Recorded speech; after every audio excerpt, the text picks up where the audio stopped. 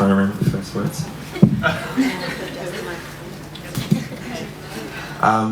I think everybody knows at their core level whether they think God is real or not. And for me, whenever somebody's asking me that question, my answer has always been some variation upon probs not. Between Adelaide and Darwin, there's a 3,000 kilometre highway that runs right through the centre of Australia. And the towns that go along this highway are so culturally distinct from the east coast that they could be their own countries, really.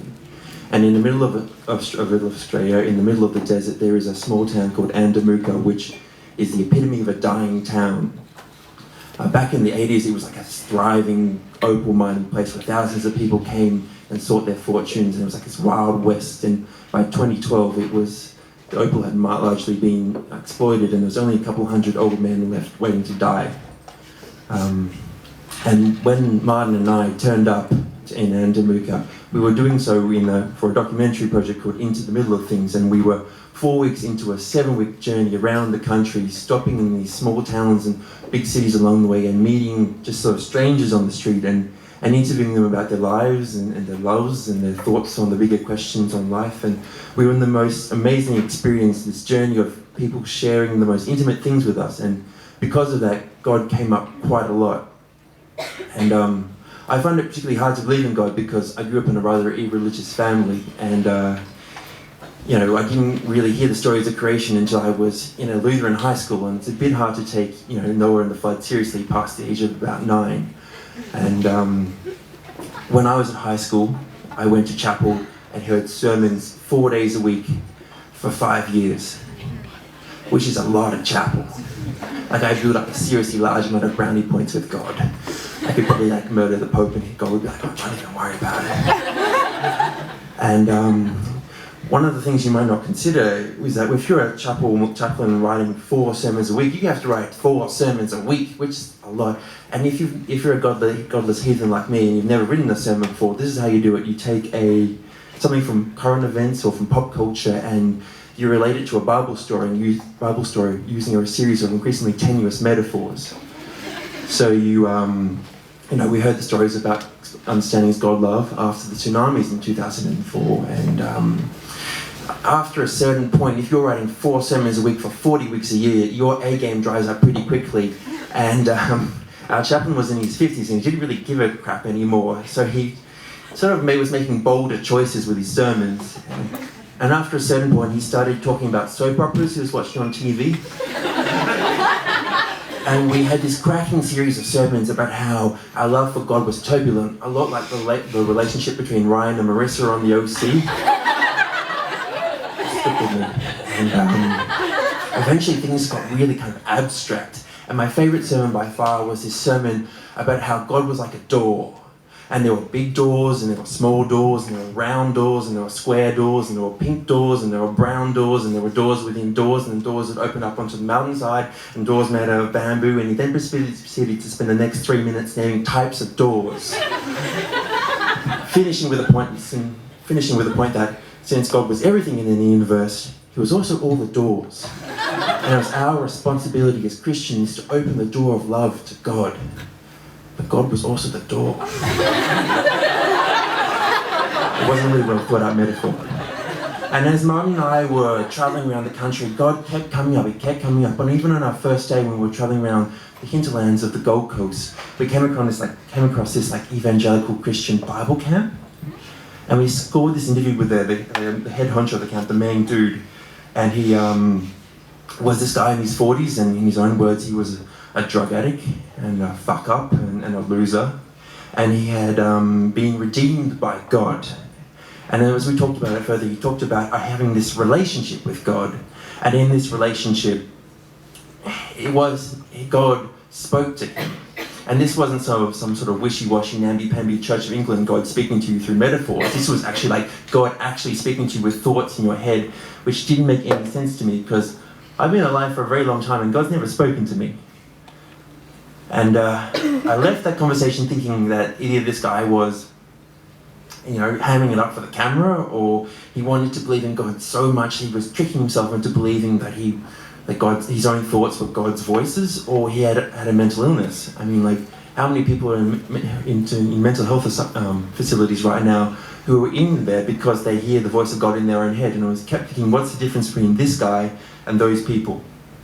But the thing is, this conversation kept on happening as we were going along. We were travelling all over the country, and we were meeting Christians and Muslims and Jews and Buddhists in a memorable afternoon with a witch. And we kept on having these conversations where people would talk about their relationship with God. And they talked about there was this part of their consciousness that they felt God. And when they tried to explain to me what that part of their consciousness was, I recognised it because I've been in that part of my consciousness a lot, and I've never felt anything divine there. And they kept on talking about it, and I just couldn't understand what they were talking about. And by the time I reached Andamuka, my interest was well and truly piqued. I wanted to know what they were talking about, because I was missing something big here. And I found my answer in what old people call a phone tree. And we arrive in the middle of town, and we asked the cute cashier at the local shop who the most interesting person in town was, and she calls her aunt, who calls her friend, who tells us in no uncertain terms we need to meet Conrad. And so they call up Conrad and they make introductions to us, and we are taken to Conrad's house. And we meet Conrad, and Conrad's house is a one-room shack in the middle of town, which gives you a sense of what Andamuka is like. And Conrad's shack is a one-room place. It has a single bed, a wardrobe, a table with some Tupperware with like cereal, a photo of family album, and about 5 or 6 Bibles. And Conrad is this man in his 60s, and he's very simply dressed but very neatly dressed. And he holds his hands by his waist when he speaks to you, and he speaks in this very soft and delicate, considered voice. And you could just tell about 30 years ago he would have been like bloody good looking. And he invites us into his house, and we sit down and we start drinking tea together. And it's small talk to begin with, and I say, we're in the opal mining place, so I say, it must have taken hundreds of thousands of years or even millions of years for the opal to form underneath, like the ground thing. And he says, certainly some people seem to think that. And he says it with this real delicacy that leads me to believe that he doesn't think that's the case. And it leads me to think that he's a creationist. And I realise I'm sitting in the middle of the desert speaking with a creationist over a cup of tea. Which is amazing, because the closest to a creationist I've ever been before is trading snarky YouTube comments with them. And he begins to tell us about his life. About a decade before we arrived, he had gone into hospital and he contracted a golden staph infection, which is this flesh-eating bacteria, I believe. It's this thing where it covers your body with these oozy, red, ugly pustules and warts and boils and things like that. And he was just covered in these things, and in his own words, he was hideous. He was a truly ugly specimen, and he was covered in these white bandages. He was like the Invisible Man from the movie The Invisible Man. And he was so ashamed of his body and so ashamed of himself that he cut himself off from every single relationship he had in his life, from relationship with his community and with his friends and with his family. He cut himself off from his kids. And he had retreated back into Andamuka, this tiny, godforsaken little town in the middle of nowhere, to live like a leper from the Bible.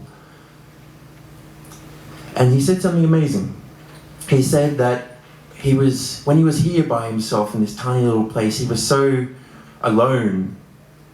And he found that he needed the relationships in his life to have form and structure and meaning. The relationships were the things that actually made him who he was. And when he was too ashamed to have the relationships with his friends and his family, he had a relationship with the only thing that he could have a relationship left with, and that was with God. And he stayed like this with God for 7 years in this tiny town, just waiting to see what happened. And about a year before we turned up, for some miraculous reason, the staph infection had receded, and he turned back into a regular dude. And I couldn't even tell there was something wrong with him until he told me. And the only thing that you could tell was he had these tiny little pockmarks in his skin all over himself. And he was slowly in the procedure of re-establishing the relationships he had lost in his life. And that conversation happened like a couple of years ago, but I still think about it so much, because it didn't turn me into a Christian, and it didn't make me any didn't make it any easier for me to believe in God. Because I think for me, God is it's like an intellectual thing. It's like an idea. And it's something to be prodded and poked and, mocked, to be honest. And the idea of having a relationship with an idea doesn't make any sense. But what I've sort of come to realize is that for people of religious faith, it's not an idea. It's an emotional thing. It's a relationship they have with God. And they have this relationship with God in the same way they have a relationship with their father or their sister or their dog. And I can respect that. Thank you.